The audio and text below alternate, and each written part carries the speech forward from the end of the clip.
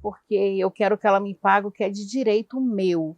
Eu não quero nada que não seja direito meu, porque eu nunca precisei, toda a vida eu trabalhei, toda a vida eu vivi muito bem, do bom e do melhor, e depois da tragédia eu nunca mais consegui prosseguir minha vida direito, entendeu? Porque eu não durmo direito, eu tenho muita ansiedade, tem dia que eu não estou bem, né? E simplesmente ele foi subterrado vivo, e eu sou sobrevivente, que eu estava indo para lá, mas meu filho, né? Então é muito triste reviver tudo isso, não é fácil. Continuamos aí com a lama, cheia de produtos químicos. Agora apareceram até novas moléculas, né? Nos últimos dias foi falado isso, que difícil de serem combatidas com antibióticos, assim que eu vi o noticiário. Então, quer dizer que nós que enfrentamos a lama do rio, é muito difícil com as enchentes. Eu fui elemento ativo de combate aos problemas que a Vale nos trouxe, né? Contra a Vale. Nós conseguimos levar na faixa de 600 pessoas para fechar a entrada ali das 5 horas da manhã, né, até às 11h30, quando compareceu um alto funcionário e o Ministério Público para entrar num acordo, porque o trânsito já estava parado lá na BR, de tanto carro, o período que nós ficamos. Mas depois houve um desacordo, acabou eliminando. Mas o problema aí do assoreamento do rio, que a Vale tinha prometido que em 2019, em setembro de 2019, eu sigo, então eu falo assim, uma coisa verdadeira, iria começar a desassorear o rio. E nada disso aconteceu. E o nosso pedaço ficou mais destruído ainda do que quando ele estava em 2021. O calçadão está todo estourado e não foi reformado. Nós estamos contando com a sorte. É necessário, é urgente que seja olhado não só pelo canto do rio, mas todo o perímetro que essa vale inundou, sujou de lama, especialmente o nosso município, porque o rio ele está segurando os rios menores que escoam aqui no Paropeba. E há muitos bairros que são atingidos.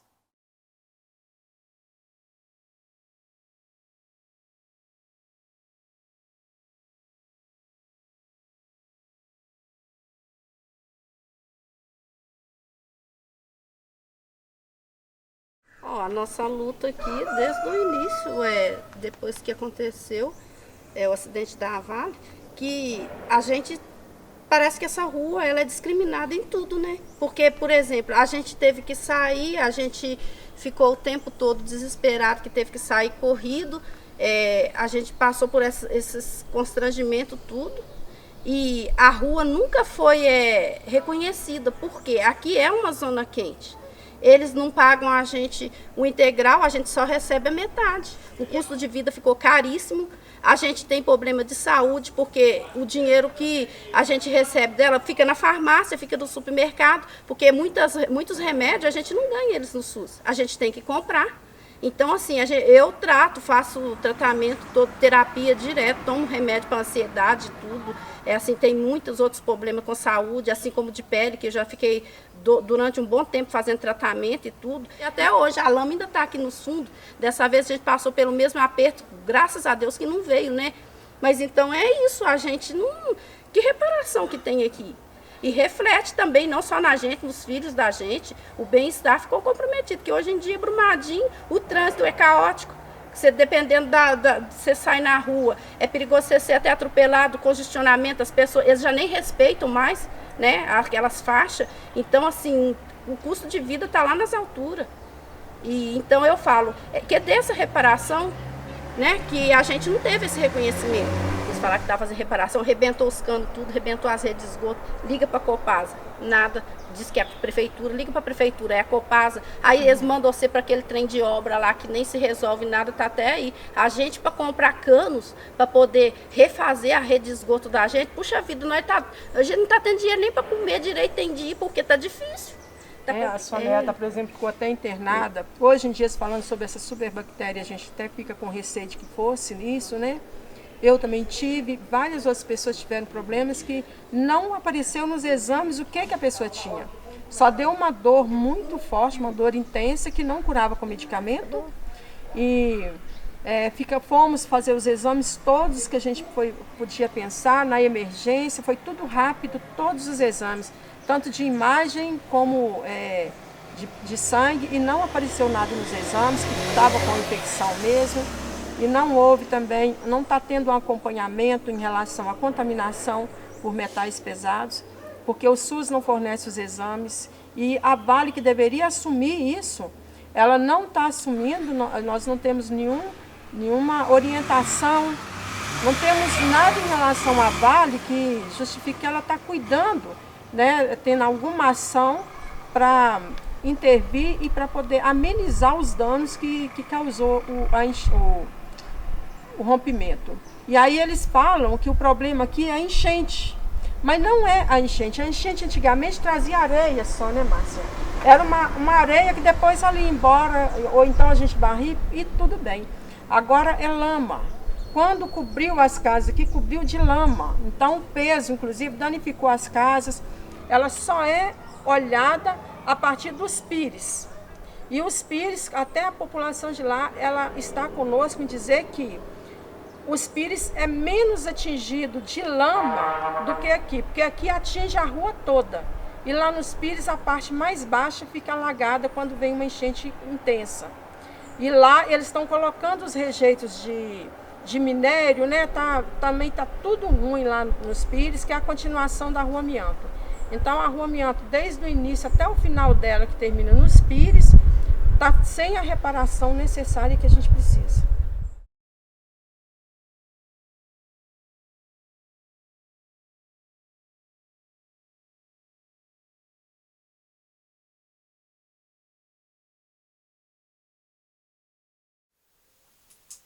Gente, complicado. Foi feito um monte de promessa, algumas cumpridas pela metade. Quais? Por exemplo, o asfalto para a comunidade, ele veio, mas nas chuvas do ano passado caiu tudo. E nós ficamos mais 6 meses para eles consertarem o que estragou. Eles estão fazendo uma rede de esgotamento sanitário. Para fazer isso, eles tiraram o pouco que tinha de calçamento no bairro, né? Hoje, a parte de cima é buraco puro, porque eles tiraram o calçamento, toda vez que chove, desce tudo e só abre cratera. Não acabaram o esgotamento sanitário, e o calçamento que seria feito, prometido, vai sendo adiado. Não, é porque a chuva atrapalhou, é porque a pandemia atrapalhou. Concordo que houve a pandemia, eles tiveram que parar um monte de serviço e tal. Nós temos uma promessa de uma quadra, de um ginásio poliesportivo, que até agora não saiu do papel. Nem a terraplanagem não foi feita. Então é complicado falar em melhorias, em benefício. É muito difícil para uma comunidade que tem muita criança ficar vendo helicóptero passando com saco preto, e todo mundo sabia que ali tinha um cadáver. E isso aconteceu durante pelo menos 6 meses, ou 5 meses, que os helicópteros passavam com o saco pendurado, né? Então, para a saúde mental das crianças, dos idosos, é muito complicado. É complicado para todo mundo, mas para criança e idoso é mais complicado ainda. Então, o esgotamento sanitário, eles passaram a tubulação, mas não tem as estações de tratamento, então não pode ligar porque não tem as estações. E enquanto não tiver as estações, eles não podem fazer o calçamento. E o ginásio, o centro comunitário, o novo posto de saúde, Isso tudo está na promessa. E 4 anos, vamos falar a verdade, né? Já dava para ter acabado muita coisa.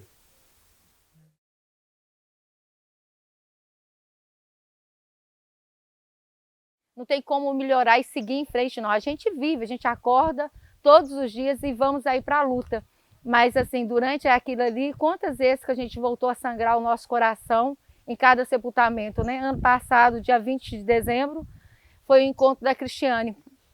E querendo ou não, muita gente sofreu aquilo tudo de novo, porque já tinha um tempo, né, que não tinha um sepultamento, mas a gente sente como se a gente estivesse no dia 25 de janeiro, quando chega aquela hora da despedida. Então, no dia 20 de dezembro deste ano, quando eu entrei no velório dela, eu fui tomada pela emoção, porque parecia que estava tudo começando de novo.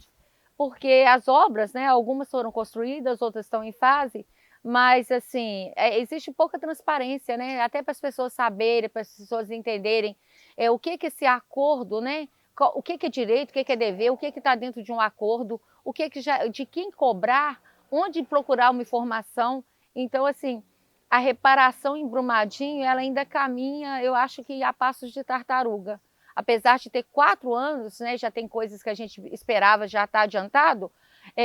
Um exemplo claro é se a gente for falar sobre a transferência de renda, que hoje é o PTR. É um absurdo que até hoje não tem uma clareza, não tem uma transparência, e isso que está acontecendo não representa a vontade da maioria. Fizemos reuniões, todo mundo pediu o emergencial integral para toda Brumadinho, que isso era o mínimo, porque a nossa cidade, comparando com a toda Bacia, não tem como falar o quanto que nós somos mais impactados do que as outras cidades. Não é questão de tirar direito de ninguém, mas ninguém nos vê. Parece assim que eles não conseguem ver o quanto que a cidade está destruída. E eu descobri nesses 4 anos que não tem, de verdade, uma lei para as pessoas atingidas. Elas não são. Eu vi outros movimentos aí, eu vi movimento, né, as leis dos indígenas, dos povos tradicionais. Agora, tem que criar uma lei, tem que ser pensado o que é ser atingido por uma barragem, seja um familiar, seja um morador, seja uma cidade. Eu acho que isso Brumadinho pode mostrar, porque se a gente comparar aqui com Mariana, eu acho que Brumadinho está além, mas eu acho que ainda tem muita coisa para melhorar, e eu espero que outras pessoas não precisem de apoiar na experiência de Brumadinho para seguir a vida, porque eu desejo que esse crime nunca mais aconteça e que ninguém tenha que passar por isso.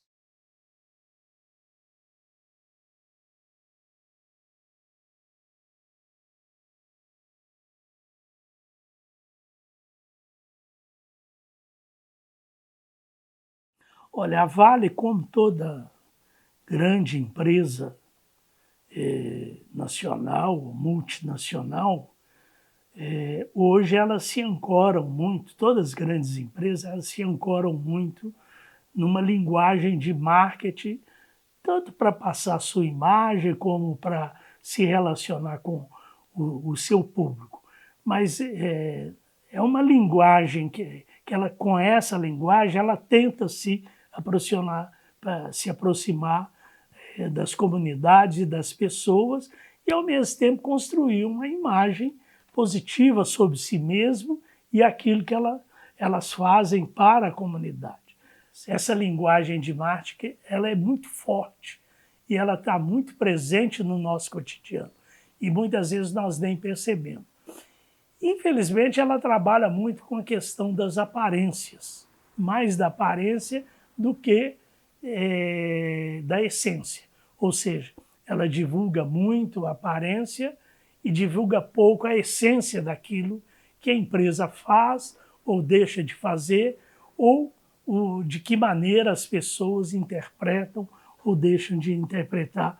E o que eu fiz foi pegar todos os boletins que a Vale tinha publicado e que ela publica até hoje, e eu tentei interpretar que tipo de imagem a Vale estava passando nesses boletins. E, coincidentemente, esses boletins tratavam da segurança em barragens, né?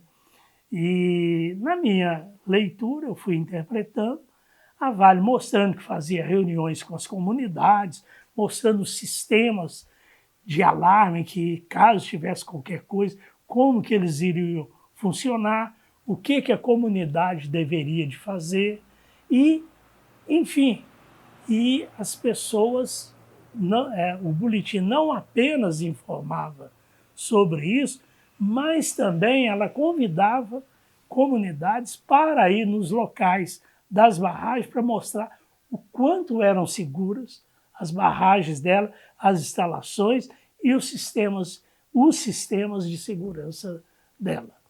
O serviço de emergência que eles instalaram aqui na Estação Conhecimento não funcionava, as pessoas queriam informações, quem morreu, aonde estava, para onde foram levados os sobreviventes, ninguém sabia de nada. Então, essa foi a segunda tragédia. Tragédia em si, que matou 272 pessoas, devastou nosso ambiente e matou muito das nossas esperanças, e uma segunda tragédia, foi a tragédia da desinformação. Infelizmente, a Vale não teve esse esquema, né? Mas ainda está faltando uma informação mais efetiva e afetiva. O que eu quero dizer com isso? Efetiva, porque a informação ela tem que significar alguma coisa para isso. E a Vale, às vezes, não avalia isso. O que essa informação está significando para essas pessoas? E a informação tem que ser afetiva também, no seguinte sentido, que aquilo faz algum sentido para mim, diante dos dramas que nós estamos vivendo. Porque são pessoas que estão machucadas, sentidas, ressentidas, e elas não têm aonde colocar a boca no trombone, ou aonde eles têm colocado a boca no trombone, não tem funcionado.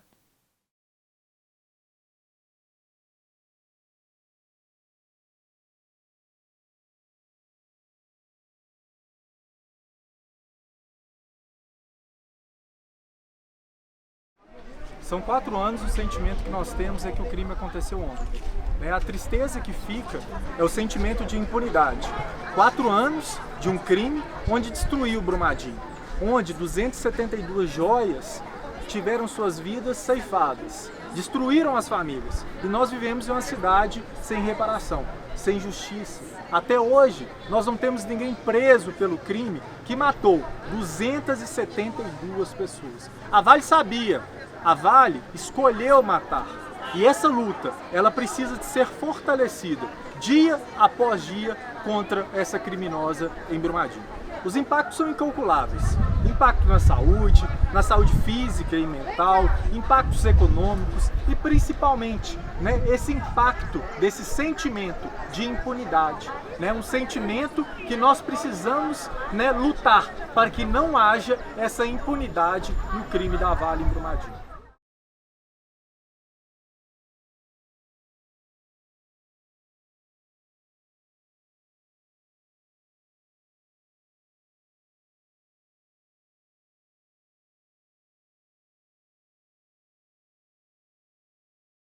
Bom, acho que com certeza, não só a Câmara, mas todos os órgãos de Brumadinho sofreu muito e vem sofrendo, com esse crime da Vale. E aqui na Câmara também não é diferente. A gente tem aqui em andamento 3 CPIs que tratam diretamente desse assunto do crime da Vale. Então, sim, todos os vereadores têm desdobrado imensamente para fazer o trabalho. A gente já está chegando agora no final das 3 CPIs, Então, com a Câmara também não foi diferente. Um trabalho cansativo, muitas oitivas, nas CPIs, muita gente. E cada vez mais pessoas que deem depoimento na CPI, a gente só tem uma certeza maior, do crime que a Vale cometeu, que a Vale sim sabia do risco que tinha a barragem. Então, infelizmente, a gente também, enquanto Câmara, enquanto vereador, a gente trata esse assunto aqui diariamente.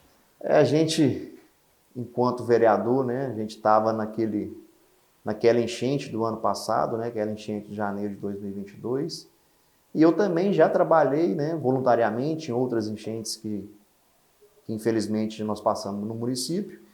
E aquela última enchente, a gente viu que não era uma enchente normal, pela quantidade de lama, né, que chegou dentro da casa das pessoas. Então, depois daquilo, fiz um trabalho, né, também tive um contato com a Câmara Municipal de Betim, que lá também eles tiveram esse problema e também tiveram uma CPI da enchente.